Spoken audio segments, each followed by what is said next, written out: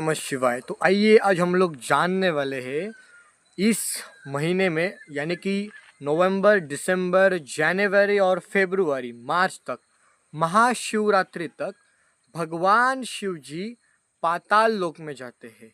क्या है इसके पीछे का रहस्य? भगवान जी क्यों जाते हैं पाताल लोक में? और उस समय हर एक मंदिर के ऊपर जो शिवलिंग होता है, शिवलिंग के ऊपर जो जलाधारी होती है शिव जी की, जिसमें पानी रहता है हर वक्त, जो शिव जी पर हर वक्त एक एक बूंद करके गिरता है जलाधारी, वो जलाधारी भगवान शिव जी के ऊपर नहीं रखनी है उस वक्त। क्यों?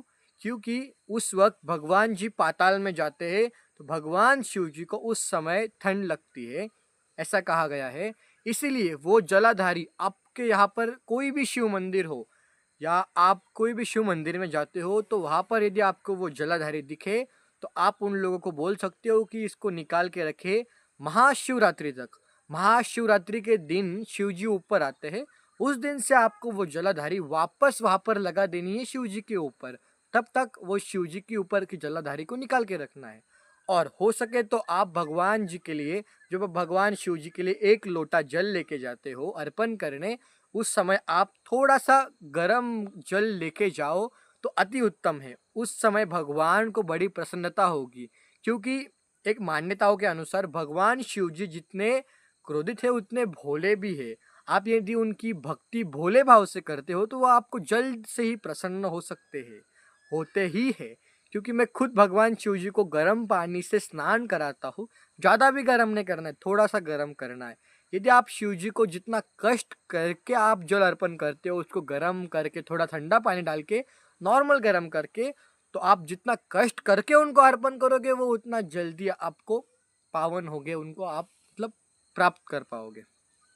तो शिव जी जब पाताल में जाते हैं तब विष्णु देव ऊपर आते हैं। तब विष्णु देव का काम होता है सृष्टि को संभालना।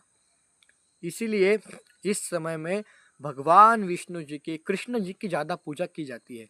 भगवान शिव जी महाशिवरात्रि के दिन ऊपर आएंगे। एक समय था जब विष्णु जी पाताल लोक में गए थे। उसके पीछे का रहस्य ये है कि एक भक्त था, उसका नाम था राजा बलि। वो भक्त जो था उस तीनों लोगों का राजा था, तीनों लोग उसके हाथ में थे। उसने एक समय पर 100 यज्ञ करने वाला था। उसने 100 यज्ञ किए, 100 यज्ञ पूर्ण होने के लिए एक यज्ञ बाकी था। 99 यज्ञ पूर्ण हो चुके थे। उस समय इंद्रदेव, सब देवी देवताएं विष्णु जी के पास पहुंचे कि ये राजा बलि यदि इसका यज्ञ संपन्न हुआ तो ये तीनों लोग ले लेगा। मतलब जैसे कि आकाश, दूसरा है धरती और तीसरा है पाताल लोक। तो वो लेने से पहले भगवान विष्णु जी ने सब देवताओं को कहा, जो कर्म करता है उसको फल तो अवश्य मिलता है, यदि वो कर्म कर रहा है तो उसको मिलेगा जरूर।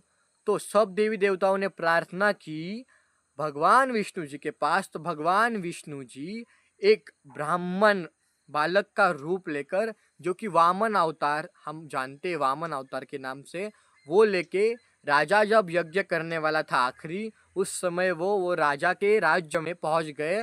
बोले मुझे दान चाहिए। राजा बड़ा दानवीर था, दानशूर था। वो बहुत बड़े बड़े मतलब ब्राह्मणों को दान करता था। उस समय शुक्राचार्य उनके गुरु थे वो राजा के। जिस समय यज्ञ चल रहा था आखिरी, उस समय उनको शुक्राचार्य जी बोले कि आप यज्ञ छोड़ के मत जाइए। लेकिन राजा बलि ने कहा, यदि कोई ब्राह्मण यहाँ से बिना दान लिए वापस लौट जाता है तो इस यज्ञ का उपयोगी क्या है? तो राजा बलि से जब उनकी प्रजा पूछ रही थी वो ब्राह्मण से, आपको दान चाहिए तो हम देते हैं आपको दान।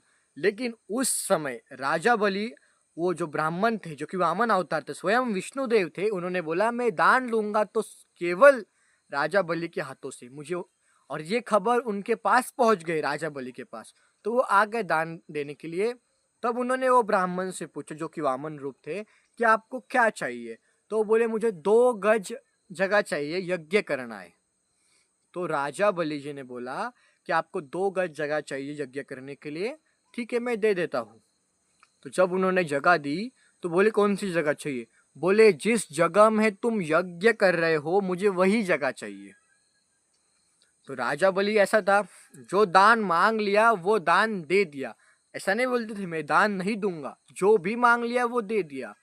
तो उस समय जब वो तीनों यज्ञ पूर्ण हो गए और जब विष्णु देव जी ने वामन रूप में आकर वो तीनों भी मांग लिए थे, वो जो उनको जो 2 गज जगह चाहिए थी उसमें वो 100 यज्ञ थे।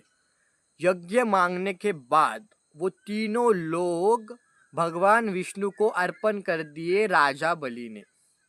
जब वो अर्पण कर दिए तो उस वक्त भगवान ने बोला, जहां जहां पर मैं पैर रखूंगा वो मुझे चाहिए। तो भगवान ने पहला पैर रखा धरती पर, दूसरा पैर रखा आकाश पर, और तीसरा पैर रखने के लिए तो कोई लोक नहीं था। तो फिर राजा बलि ने कहा आप मुझ पर ही पैर रख देना। तो भगवान विष्णु जी ने तीसरा पैर, वामन रूप जो थे उन्होंने पैर रखा राजा बलि के सर पर, तो वह ऐसे खड़े हो गए। जब उन्होंने पैर रखा तो वो पाताल लोक पहुंच गए, और जब वो पाताल लोक पहुंच गए उस समय भगवान विष्णु ने उनसे कहा मैं आपसे प्रसन्न हूँ, आप वरदान मांग लीजिए। तो उन्होंने बोला नहीं प्रभु, आपने मुझे स्वयं दर्शन दिए, इससे बड़ा और सौभाग्य क्या हो सकता है। फिर भी भगवान विष्णु जी ने कहा नहीं, आप वरदान मांगिए। तो उस समय राजा बलि ने जो वरदान मांगा वो मांगा कि आप हमेशा के लिए मेरे दरवाजे के यहाँ पर खड़े रहिए बाहर, जो कि पाताल लोक में जो उनका महल था। जब वो पाताल लोक में गए उस समय कहा कि आप मेरे जो दरवाजा है, जहाँ से उनका घर मतलब जो आने जाने का द्वार है, उस द्वार पर आप खड़े रहिए हमेशा के लिए, ताकि मैं आपके हमेशा से दर्शन कर सकूं। तो कई युग साल बीत गए, विष्णु जी वैकुंठ नहीं लौटे। तब लक्ष्मी माता को चिंता होने लगी, चिंता व्यतीत करने लगी कि विष्णुदेव कहाँ चले गए। तब उन्होंने ब्रह्मदेव और महादेव की प्रार्थना की, ए प्रभु वो कहाँ चले गए देखिए, वो बहुत सालों बहुत युगों से वैकुंठ वापस नहीं आए। तब भगवान भोलेनाथ और ब्रह्मदेव जी ने भ्रमण शुरू किया कि कहाँ गए विष्णुदेव। तो वो ढूंढते ढूंढते पाताल लोक पहुंच गए।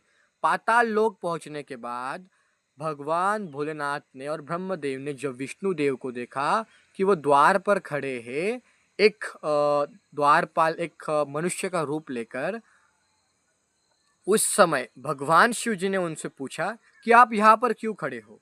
तब विष्णु जी ने उनको पूरी व्यथा बताई कि मैंने इसको आशीर्वाद दिया है मेरे भक्त को। तो उस समय से जब भगवान विष्णु जी हमेशा के लिए वहाँ खड़े हो गए, उस समय भगवान शिव जी ने राजा बलि से कहा कि विष्णुदेव को इस आशीर्वाद से मुक्त करो, आपको जो आशीर्वाद दिया है।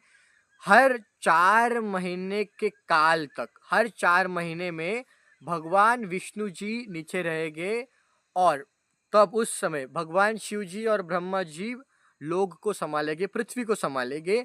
उसके बाद ब्रह्मा जी नीचे जाएंगे और उस समय विष्णु जी ऊपर आएंगे, और उसके बाद शिव जी नीचे जाएंगे नीचे, और उस समय ब्रह्मा जी ऊपर आएंगे। मतलब चारों काल, 4 मतलब 4 महीना 4 महीना 4 महीना करके तीनों देव ब्रह्मा विष्णु महेश तीनों नीचे जाते हैं 4 महीनों के लिए, और ऊपर आते हैं वापस।